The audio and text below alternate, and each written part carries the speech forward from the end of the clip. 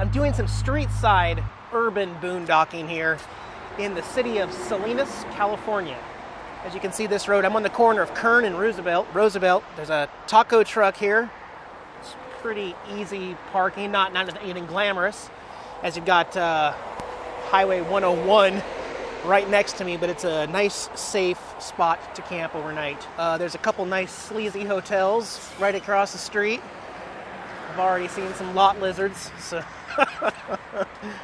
but the 2 Walmarts that are in the city here do not allow overnight parking. That was kind of my go-to spot on the coast. So far, I've been finding it very hard to find free camping since I left Highway 1. So let me go inside real quick and show you something about the TV. Just watching some over-the-air TV right here. Let me just mute this real quick and show you on the computer. First of all, as an update, many of you know I only use Netflix for my streaming over-the-air TV shows and movies and stuff like that. And then I do rely on the free over-the-air broadcast that you can find between city to city. And that is just my antenna on the roof. I'll show you real quick.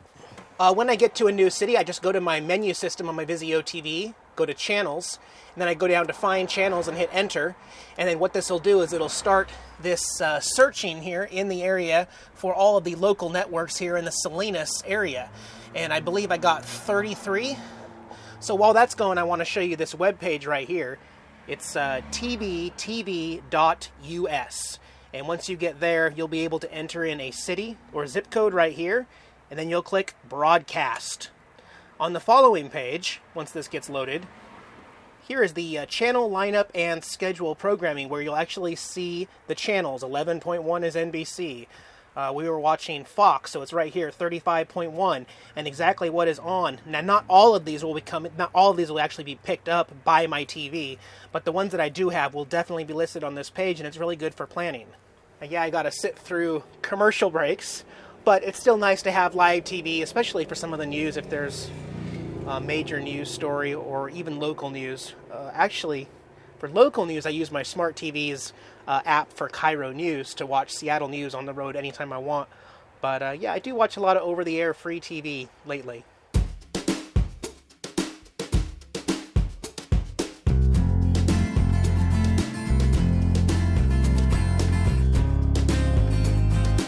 All right, I just want to share one more tip with you real quick here.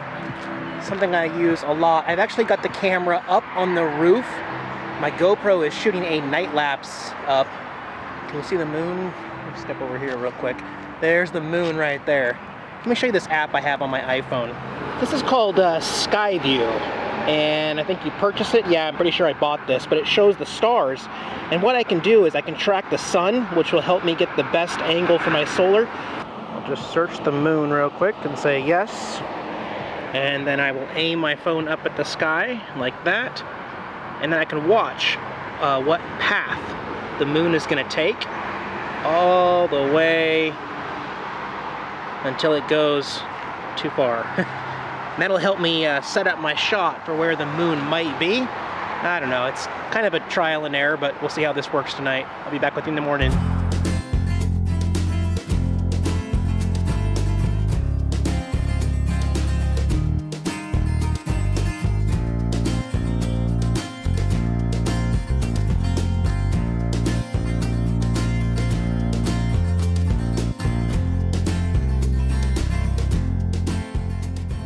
Little caddy. How we doing? Ready to hit the road? Alright. It's like, what? That's all I get? There's one more. Okay, one more. Ooh, he bites. Well, how did we do with the night time lapse? I don't know, haven't seen it yet. Sure, it worked out okay. Sometimes I just feel a little uneasy about it because it involves putting the GoPro on a tripod up on the roof of my RV with the extended battery pack and then leaving it there all night long to shoot long exposure photographs every 2 seconds or 15 seconds or 30 seconds depending on how much light.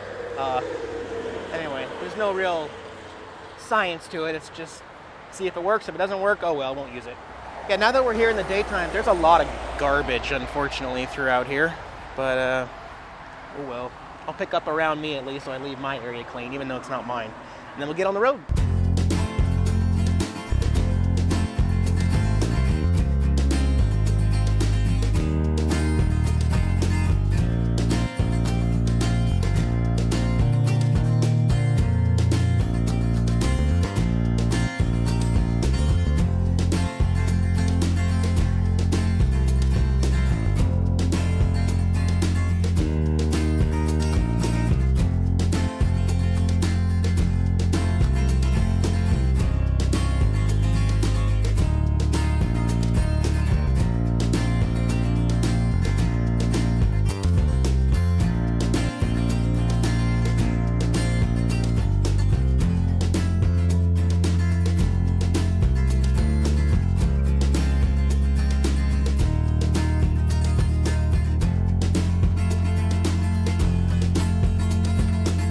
got my lunch staple here, grilled ham and cheese.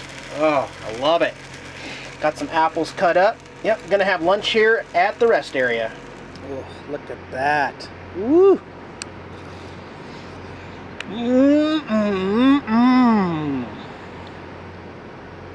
Actually, you know, rest stops are actually a really good place to overnight park if you're in an RV traveling. I've done it lots of times. It's kind of tricky though, because in California, any highway rest stop, you can stay parked for up to 8 hours. So if you, let's say theoretically, if you roll in at 10 p.m. and you're out by 6, then you will have had a nice, safe overnight parking spot and you can get back on the road. The problem is, you get here anytime after 7 or 8 p.m. to any of these rest stops, they're full of trucks and RVs already. Because a lot of people bend the rules a little bit. They get here at 6 p.m., 4 p.m., and then additionally stay overnight. So that's the kind of the issue that most of them have. But I'll put earplugs in and stay here overnight. I have no problem. But I'm here a little early today. It's 1 p.m. I want to put on a little bit more miles and head farther south. So I don't know where I'm going to stay. We'll just make it up as we go, though.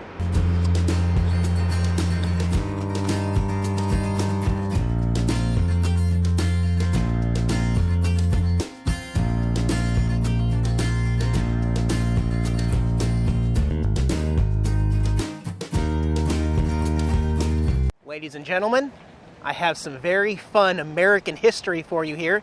I am in San Luis Obispo, California, and you are looking at the last wall of the remaining first ever motel in the world. The first ever.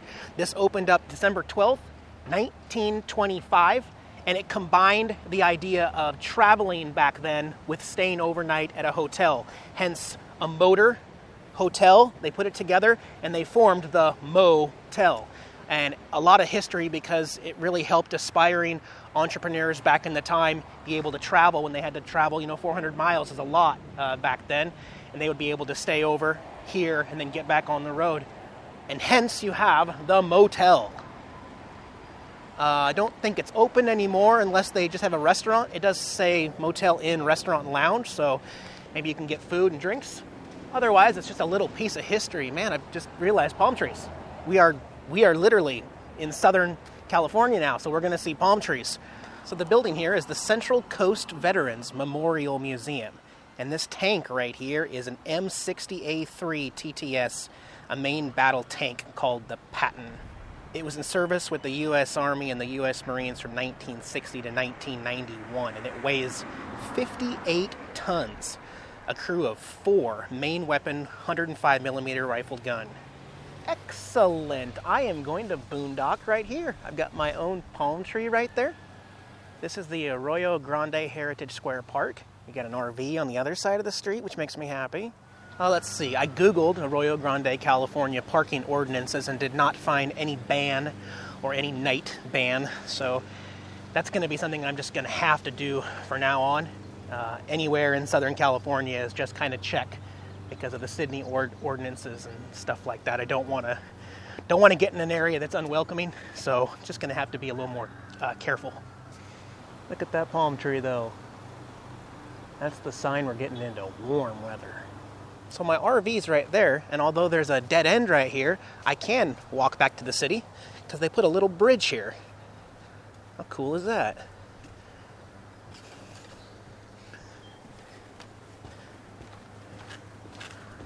When I entered the bridge, it said maximum 5 people on bridge at a time. So now I'm like, I don't know.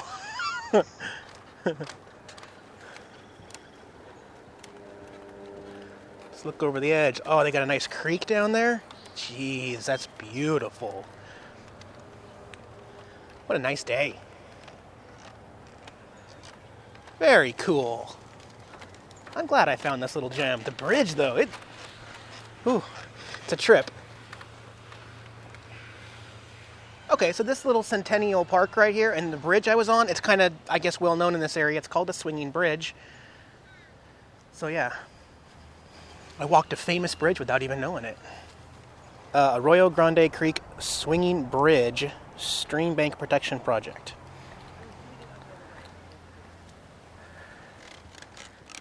I'm actually exhausted. Today drained me. I put on about 165 miles today.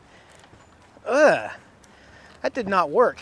If I had to do the whole day over again, I should have just stayed at that rest stop after 20 miles of driving for the night and then regroup. I mean, I would have just put off the same stuff that happened today, but still, I'm exhausted. Just want to rest.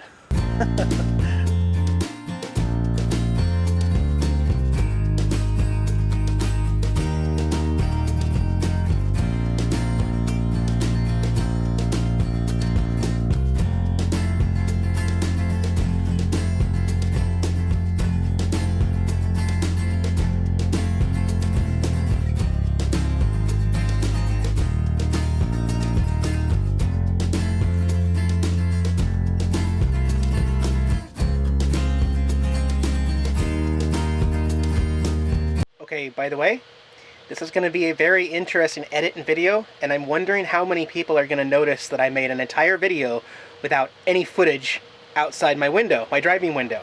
And that is because I made a terrible mistake last night.